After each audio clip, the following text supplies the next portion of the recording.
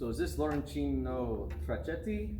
This is Laurencino Trachetti. Trachetti, Yeah. Cool. Because we didn't know who he was. We just knew Laurencini, or in some sources Laurencino, in other sources Laurencino, and we never had a family name. Yeah. Is this the same guy in the Variety Yes, and in Besard? and in Besard, and in Galilei, Right. in Phronimo, and in quite a few manuscripts. There are some unique pieces in Lord Herbert of Cherbury, but never a family name. And because in the preface of Besard, Besard said he studied with Laurencini in Rome, and that he referred to him as a knight. But then there are other pieces in Besard by the Knight of the Cavaliere del Lute, Right. and in Dowland Variety of Lute Lessons, there's a Fantasia by Knight of the Laurencini, Lute, right. and there's a Fantasia by the Knight of the Lute. A bunch of people started thinking in the 80s, oh, maybe it's the same person, and because obviously Laurencini was a knight, so maybe they sometimes called him the Knight of the Lute and sometimes called him Laurencini.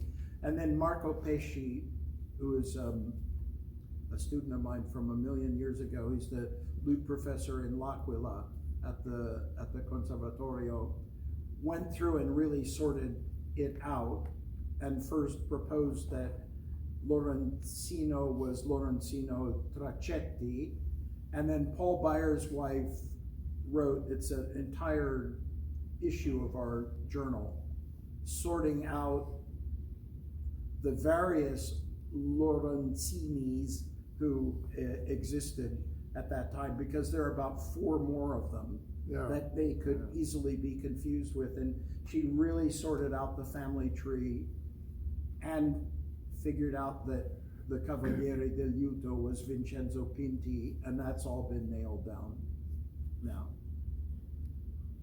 And then the Albani manuscripts appeared, and you have all over the place Laurencino Trachetti, so there's no question. So that's his name.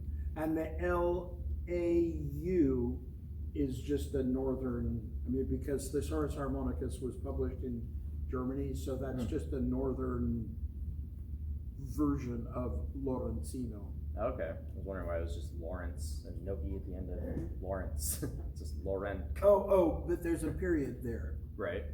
But is that an I? What do you mean? No, the period is an abbreviation. Oh, okay. It means don't make me print this entire long name. Okay. Right? Okay. It's like his friends call him Larry. if I have to give names to files and it's a passing measures pavan, I usually write PASSPAV, because I just, if I write file names like that, I'll never be able to see them, because you only see the first couple of letters. True. So, and what's interesting about the Thesaurus is it seems plausible that Besard studied with him, because there's so many of his pieces in the book, and they're almost all unique. There are only a couple of them that exist in other sources. There's one of the Galliards appears in the Albani manuscripts, but they're almost all unique. And the brawl. And the brawl that I played at the beginning of that set, that's in Thesaurus Harmonicus. Yeah, great. So we're right on time, so let's get started. All right.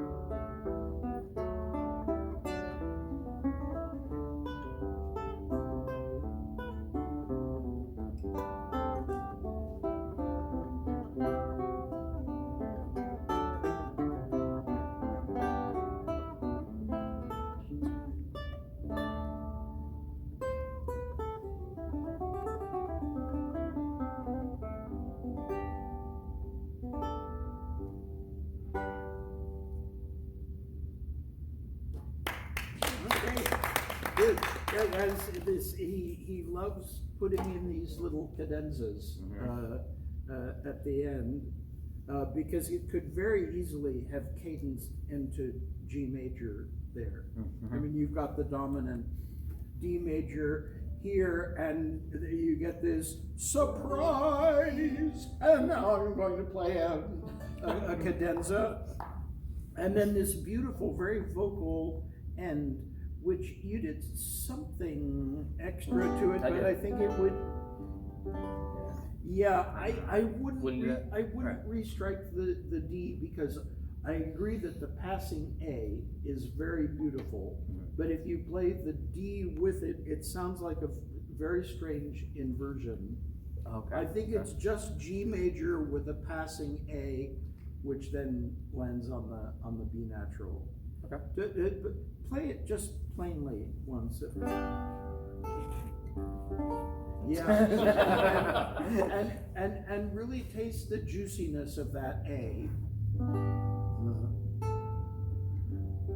I want to hear that the A is a naughty note over top of the G major chord.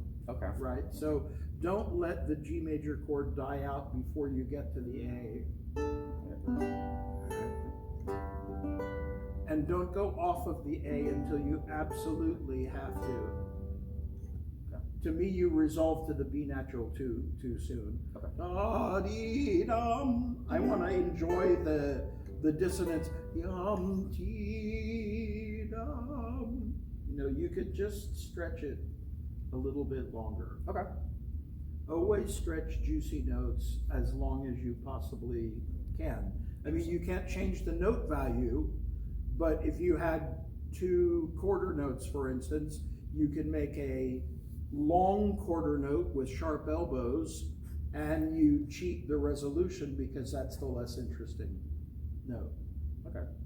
And that works in all musical styles. You can apply that with everything from the late 15th century to the mid 19th century as a general rule. Yeah, it's a very good piece. It's I think one of the best fantasias of Laurencino. I wondered about your articulation in the beginning. Could you just play the beginning for? Yeah, I like the short dum bum bum. I think that works well. But maybe arpeggiate this chord to land nicely on it.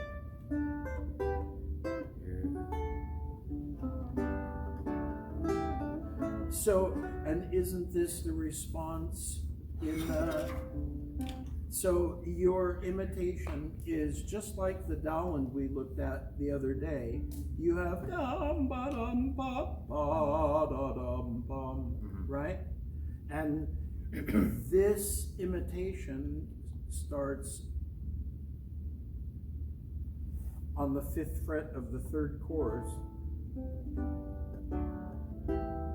Exactly. So that means we really have to have clarity on that. Probably thumb would be your best bet to play this. I didn't see how you played it, but thumb. I think so, yeah. I think thumb. Yeah, I think thumb is definitely the best idea.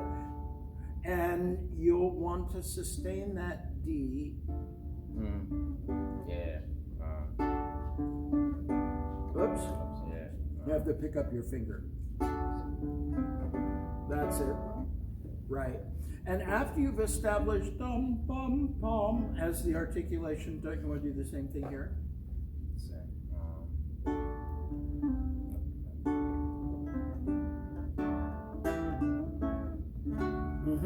But here I'd like that as legato as possible.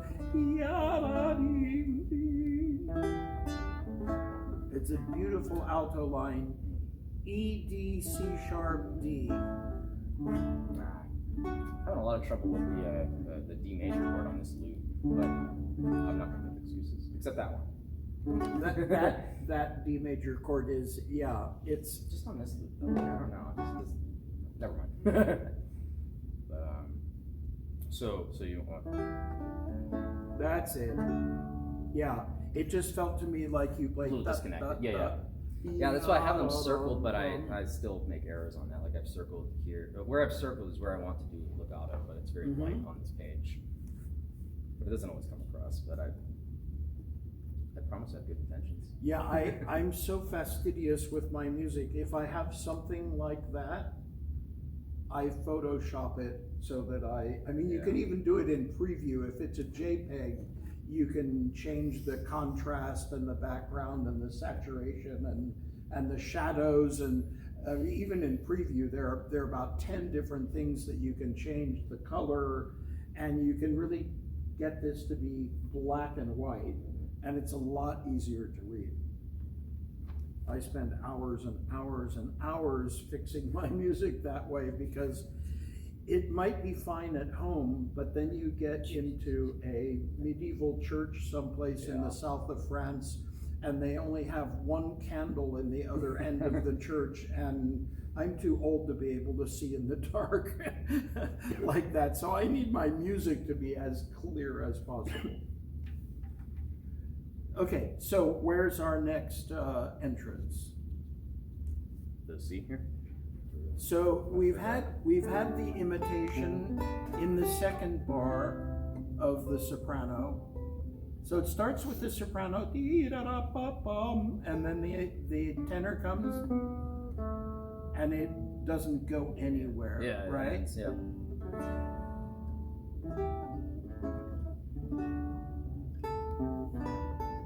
So, and here's your imitation in the bass, dom, ba, dom, dom, which is the same as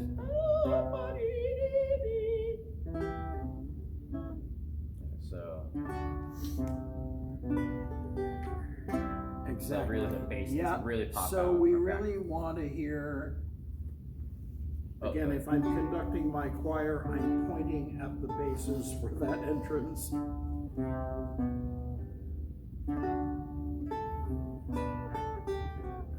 Yeah, and can you sustain the, there we go. Good.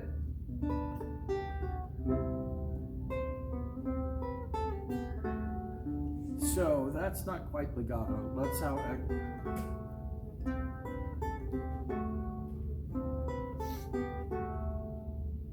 Let me just see if there. Maybe you could go to the third finger there. I think that on the D? Yeah. One right here? Okay. No, right here. And then you can just slide 4 down for that.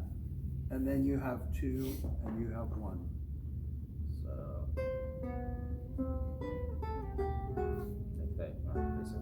I'm hoping you're not going to jump across the fingerboard, because if you use 1 on the second fret of the first chorus and 1 on the third chorus, then that A on the first chorus is going to be cheated. So you want like that? Okay, so like 3 and then 4, 2.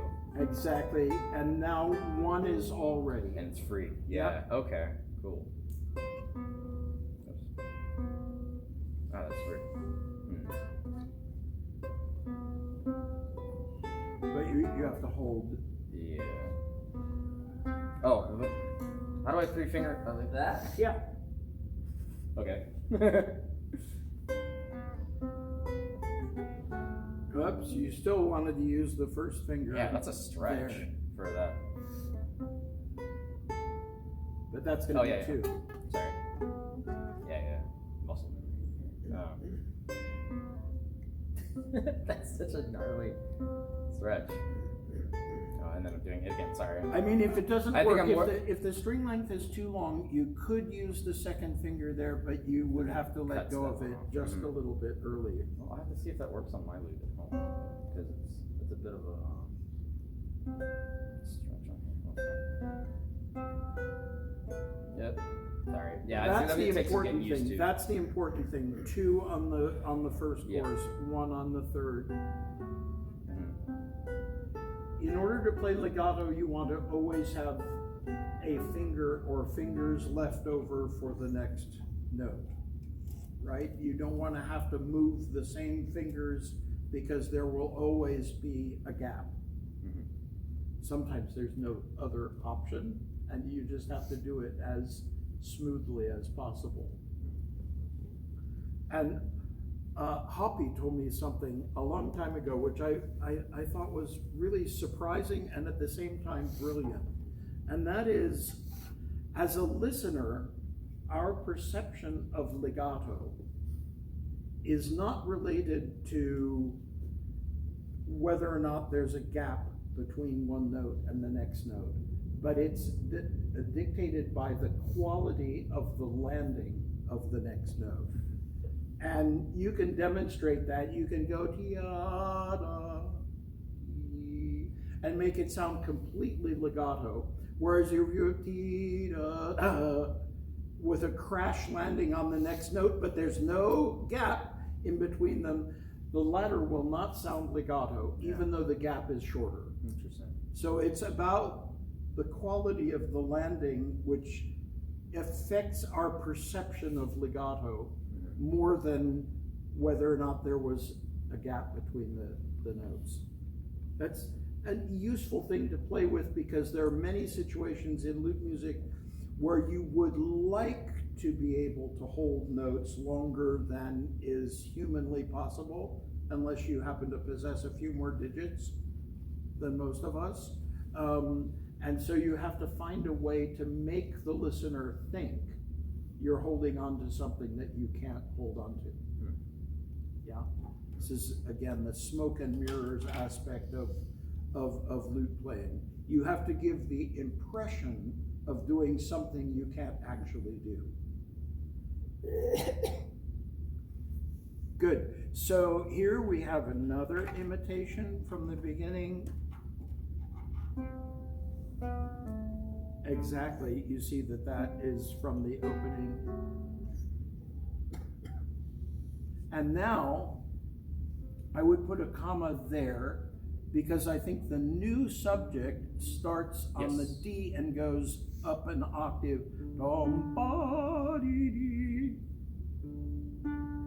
And with upbeats, especially if there's a leap, it helps to shorten the upbeat.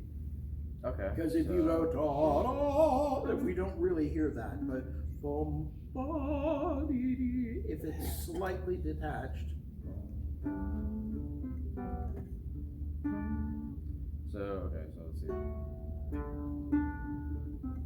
Still sounds too legato to me, the low D. Bom, dee. So really let go of it too? Absolutely, yeah, you have to let go of it. Can you make it even shorter? Let's find the boundaries of good taste.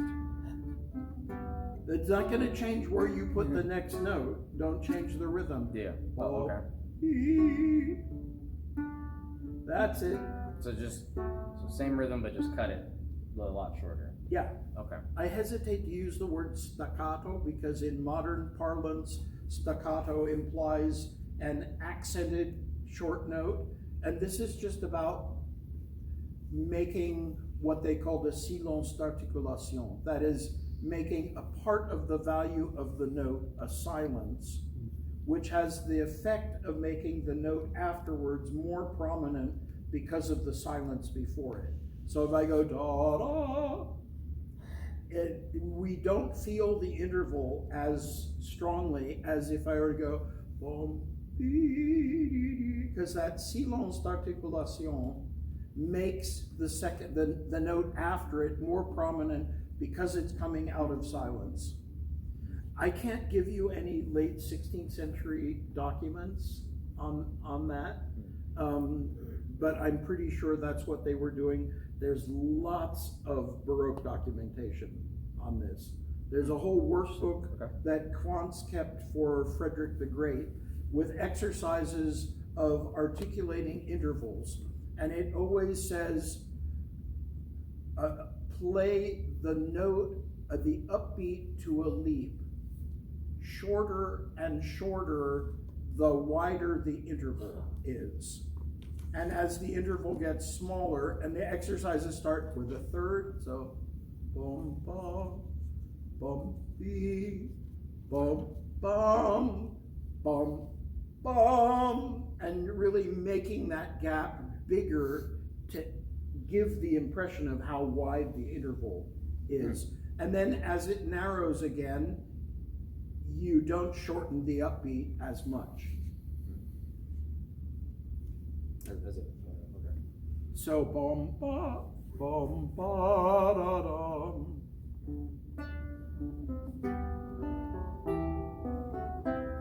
And what I would love to do, it's difficult to do. I mean, when you have a stopped note in the left hand, you can let go of the left hand finger and do that articulation. Mm-hmm. Same thing with the second entrance here. So that's the tenor entrance, that's the bass entrance. When the soprano comes in, the upbeat is on an open string. Oh, so you want to do, okay, so.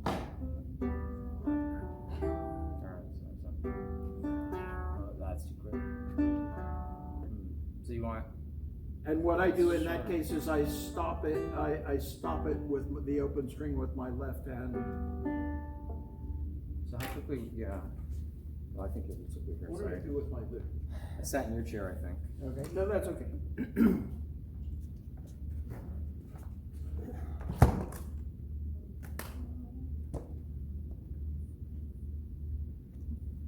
So once I have established the new subject starts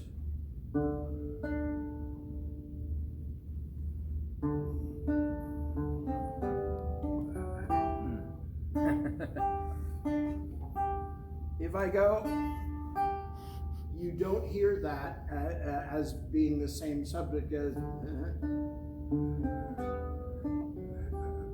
but if I articulate it, you do hear it. But it's not always possible to do. Mm-hmm.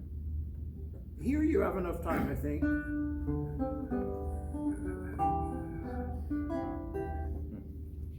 And now here's the next one.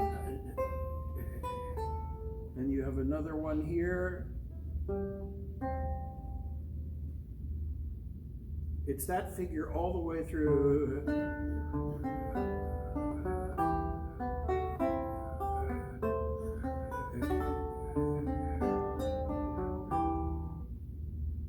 Wonderful. You get over and over and over again. It's just beautiful counterpoint. Anyway, I think that's the character of that subject. Okay.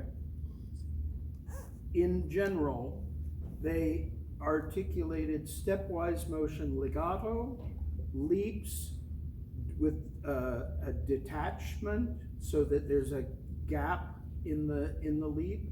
There are always exceptions. These are the general principles. And they articulated repeated notes. So if you have, if I play, it sounds really wet and uninteresting, but that canzona figure really comes to life if it's articulated in that way. Okay. Yeah? Let's go from there and go on. From right here? Yeah, from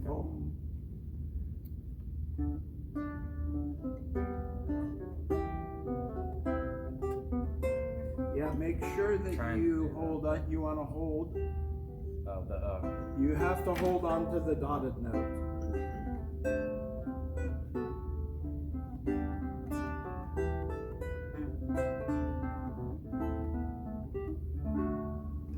This is a tricky one. You have an A on the top of the bar A, which has to sustain until the G. And then very legato.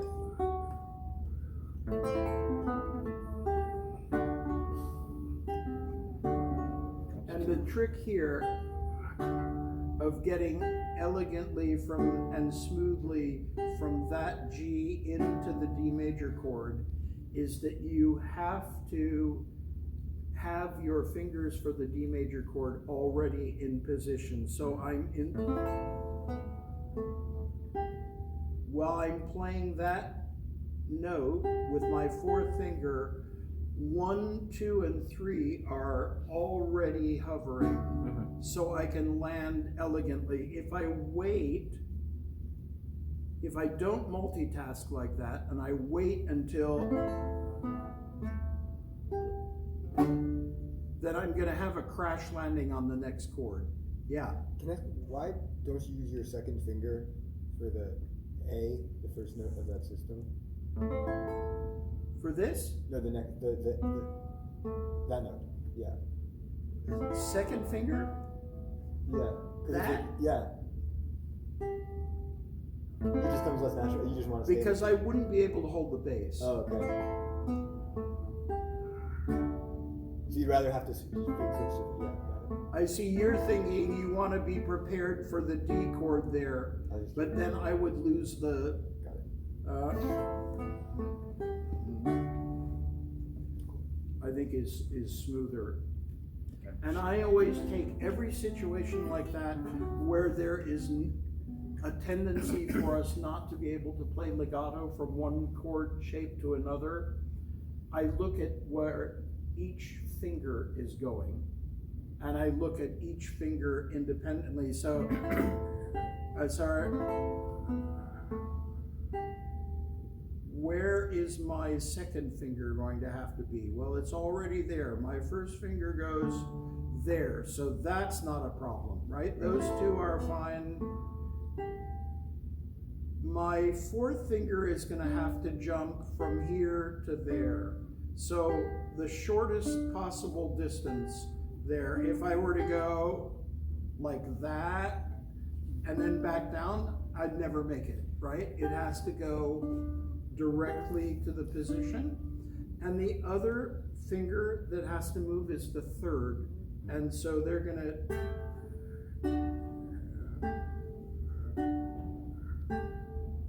Yeah, I think the exercise you gave me yesterday will really help with being able Yeah. to achieve that exactly. a lot more confidently in the future. And I think there is another, believe it or not, hidden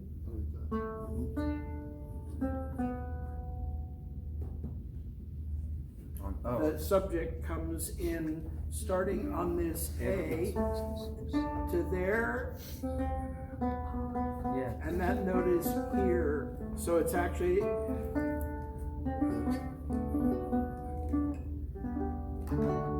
wow. Yeah, I didn't notice that one too. it's a very awkward version of the G major chord, isn't it?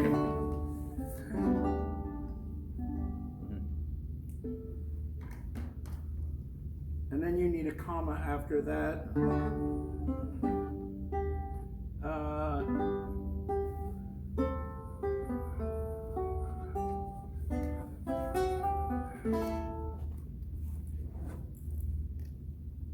Good, can we go from right there?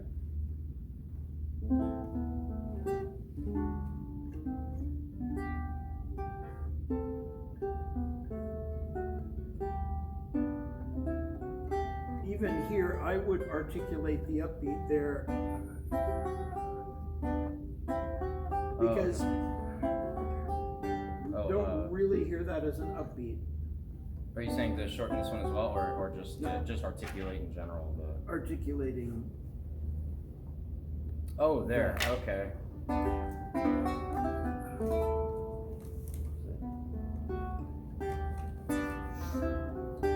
Yeah, can you just go right back to the string with your right hand in this case, because you have an open string there. Pluck and plant. Sorry. So you want me to do just the that part? Yeah, but don't play it faster than the rhythm. It's only shortening it. Oh, you want me to shorten this one to? Oh, I'm sorry, I misunderstood. Okay. That's it. Gotcha. And what that does is the short upbeat emphasizes the long note. And both of the notes as well, not just the top note. Yeah, Okay. I'm not playing staccatissimo. I'm not going. Yeah. But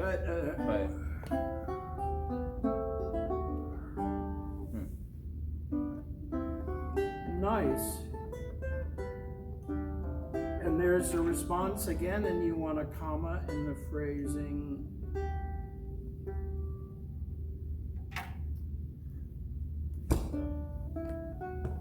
This is real French chanson style.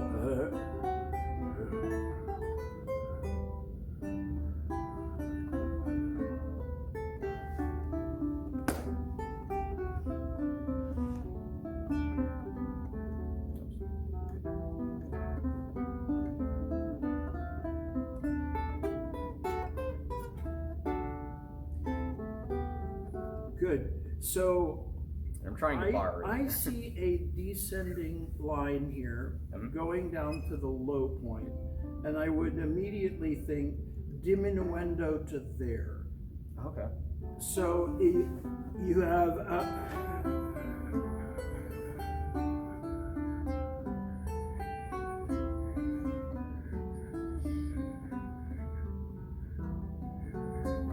And pick it right back up. Nice. yeah, and then as it ascends, it can crescendo. And something has gone awry in the tablature. Oh no. Right here, because it's this obvious pattern of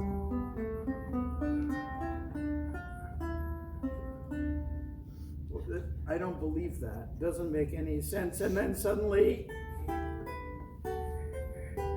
where does that come from? So somehow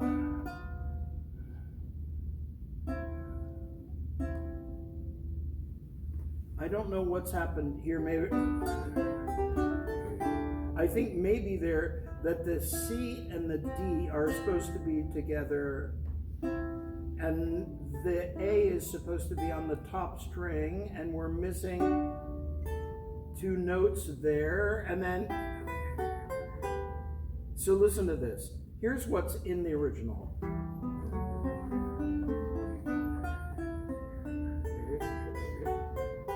That's just nonsense, right? At that moment, it just doesn't go where it's supposed to. And now here's the boldly corrected version. I think I changed about 6 notes to do that, but it's an obvious sequence.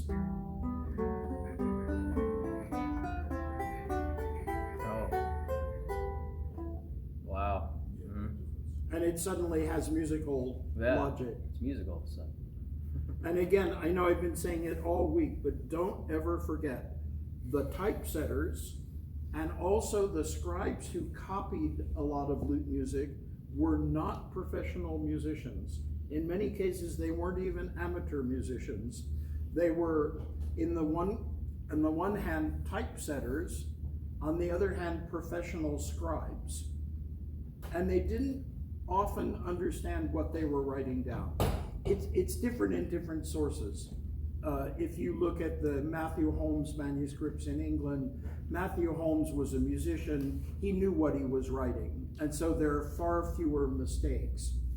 The guy who wrote all the Marco dall'Aquila pieces in Munich 266 was musically illiterate. I mean, totally illiterate. He knew he was supposed to write some sort of rhythm signs above the notes, and there were these numbers, and he had no idea what they meant. He just wrote, he's looking at a manuscript he's supposed to be copying, and it just puts them on any old string. It's a complete mess. So don't trust everything you see.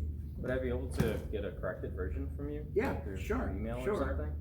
Yeah, I'd love to play this piece as intended. Or musically intended. Yeah, so now we're here, right? How do we have, and we've run out of time. All right. Yeah. But the rest of that was going very well. I think in a way, it's about the shaping of the subjects and and then the final thing is this kind of parallel writing. Yes. It needs to be really legato. So work out your left hand fingering. So do I really believe that? I don't know. I'm gonna relearn this whole piece. Yeah, it's kind of kinky. The F natural there. It's a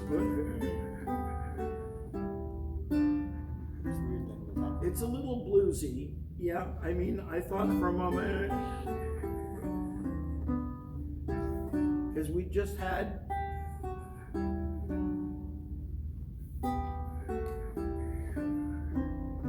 yeah, so you need just a little linger on that.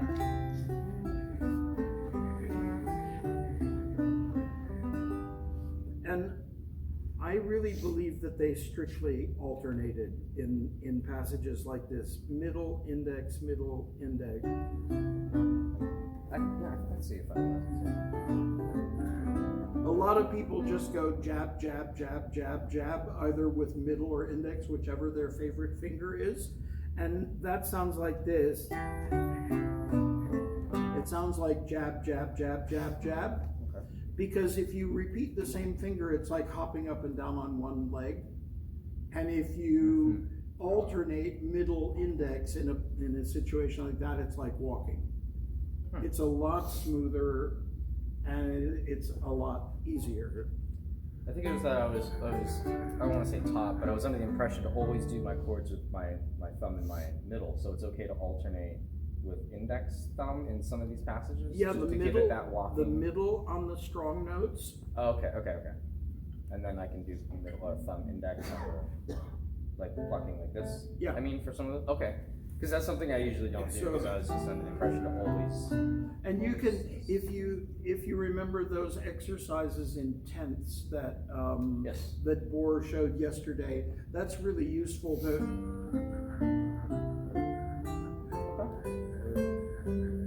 Nice.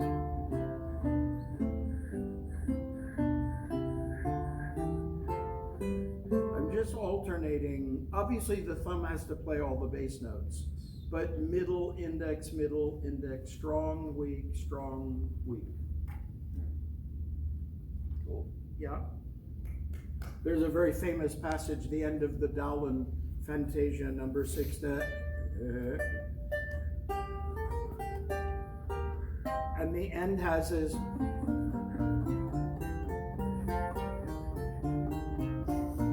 right? And I see people always struggling with that, trying to play da da da da da da da da with the same finger, and it puts an accent on every single one when it's very smooth if you alternate middle index. Yeah. How about using the third finger? How what? How about using the third finger when the interval is wide? They only used the ring finger as the top note of chords. They didn't do any of the exotic AM or AI or AMIM sort of classical guitar fingerings. The ring finger was for the top note of chords and not as something for articulating scales. This just seems to make more natural at times. I think they were thinking very much about the relative strengths of the fingers. The thumb is obviously our strongest digit, and the middle finger is the next strongest digit according to physics, because it's the longest lever that we have. So therefore it's stronger than the index finger. So therefore the thumb takes strong notes, the index finger takes what the Italians called noti cattivi, bad notes, naughty notes. Noti buoni, noti cattivi, right? Nothing. And the middle finger takes the place of the thumb if there's a bass note there. That system, middle, index, was the rule on plucked instruments from the 16th century until sometime in the second half of the 19th century.